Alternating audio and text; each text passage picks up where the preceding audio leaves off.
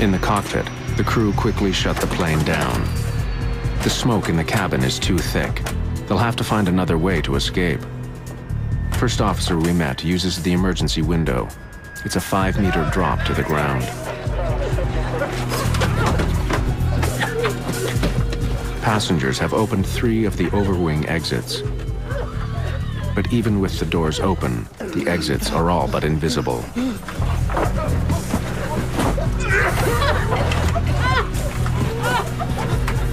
I saw a light, and it was the door that had opened. Someone had opened the door. I realized what it was, ran to the door, and held my help. I just put my face out so I could breathe.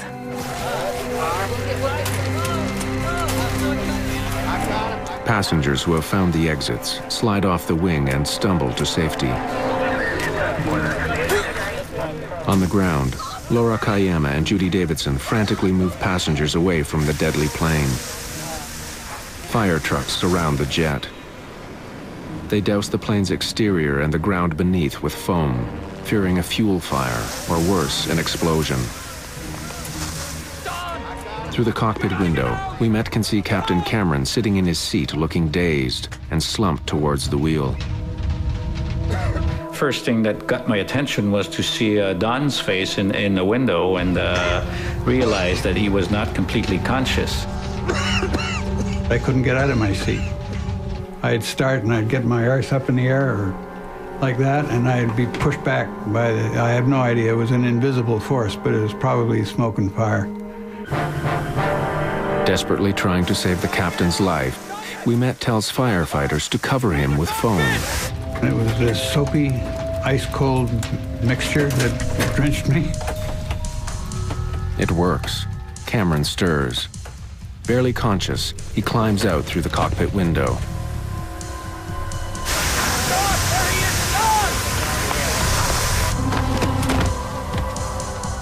Barely 90 seconds have passed since Flight 797 landed, when suddenly the whole interior ignites.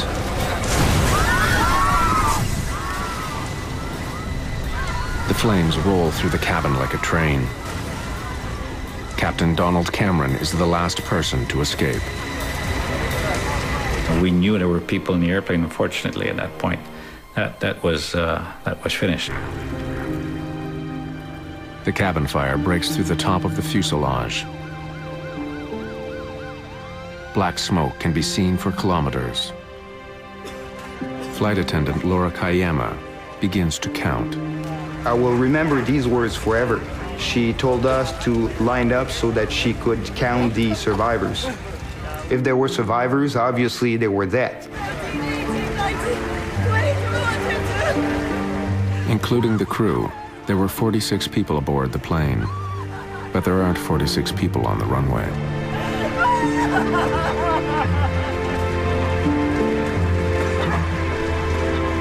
I really thought that if the pilot could land the plane, we would all get off. But I knew when I looked around, I didn't think we were all there. The passengers who escaped the plane have suffered from smoke inhalation and minor injuries, but most are not badly hurt. It was almost like if you got off the plane, nothing was wrong. I mean, there was maybe a sprained ankle, maybe someone had a broken arm or something. You made it and you were completely fine, or you didn't make it. The young man next to me that helped me with my breathing techniques didn't survive. That was a real tough blow, because I know, for one, I believe he played a big part in my survival.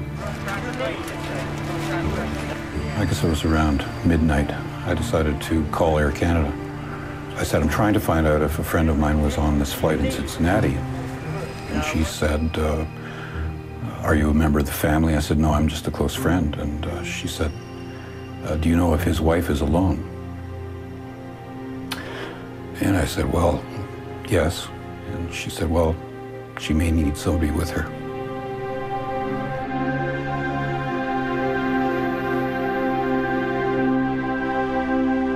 Stan Rogers, the rising musical star, didn't make it off the plane.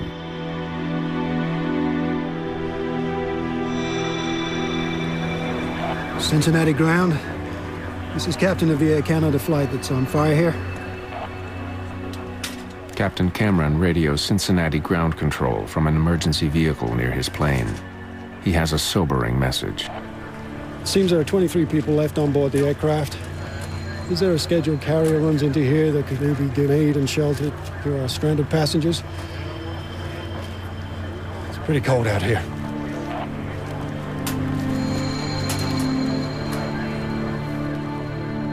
What began with a simple electrical problem has taken the lives of 23 people.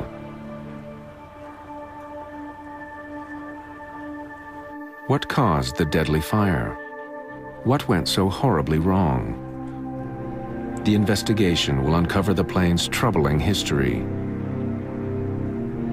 This DC-9 had another serious accident just a few years before. In June of 1983, what started with a strange smell at the back of an Air Canada DC-9 quickly turned into an all-out emergency.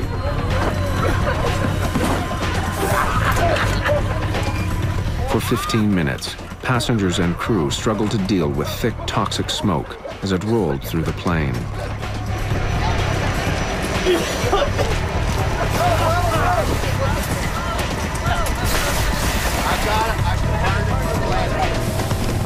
Flight 797 made a remarkable landing, only to burst into flames 90 seconds later.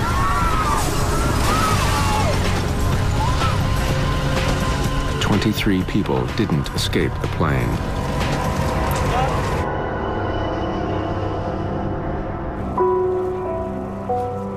Now the burnt shell of the DC-9 sits on the runway at the Greater Cincinnati Airport.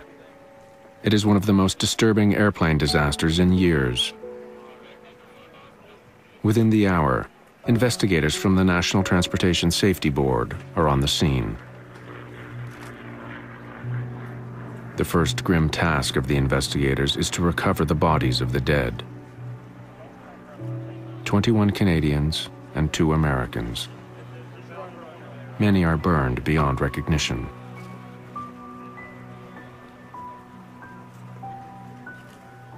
Almost all of the victims are found in the front half of the plane between the wings and the cockpit. Some are still strapped into their seats. Others are in the aisle. And even though all the passengers had been moved up earlier in the flight, 2 bodies are found near the rear, beyond the wings. Investigators take blood samples from the bodies. They find deadly levels of certain chemicals that were produced as the plane burned. When we did toxicological studies, we were able to determine that there were some significant high levels of cyanide and fluoride in the blood, as well as carbon monoxide. It's not known if the fumes killed the passengers. All that's certain is that they were unable to escape before the flames tore through.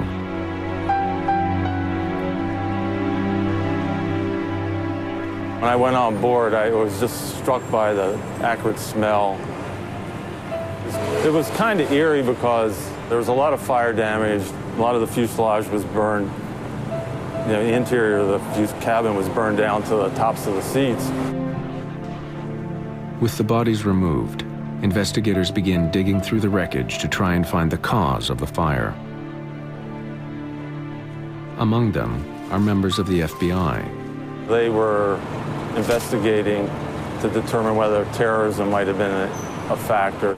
They determined that there was no evidence of any crime being committed. It was probably accidental ignition, and so they then left and NTSB took over the accident.